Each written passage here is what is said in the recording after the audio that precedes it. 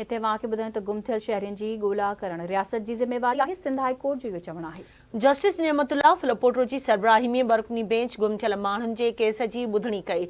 दरख़्वास्त गुज़ार इल्ताफ़ अदालत खे ॿुधायो त संदसि भाउ कुझु ॾींहं अॻु अब्दुल वहीद खे एयरपोर्ट वारे इलाइक़े मां हिरासत में वरितो वियो हो। मालूम न थी सघियो त मुंहिंजे भाउ ते कहिड़ो इल्ज़ाम आहे ऐं छो हिरासत में वरितो वियो आहे।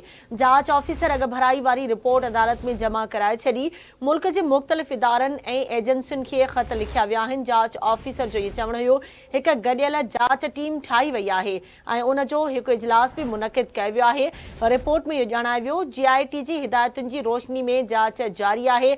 अदालत GIT जा इजलास जारी रखण जी हिदायत कंदे वधीक ॿुधणी 27 जून ताईं मुलतवी करे छॾी। अहम ख़बर खां वाके आगाह कयूं पिया। गुम थियल शहरियुनि जी ॻोल्हा करण रियासत जी ज़िम्मेवारी आहे। सिंध हाई कोर्ट जो चवणु आहे जस्टिस नेमतुल्ला फिलोपोट्रो जी सरबराही में बरकनी बेंच गुम थियल माण्हुनि जे केस जी ॿुधणी कई।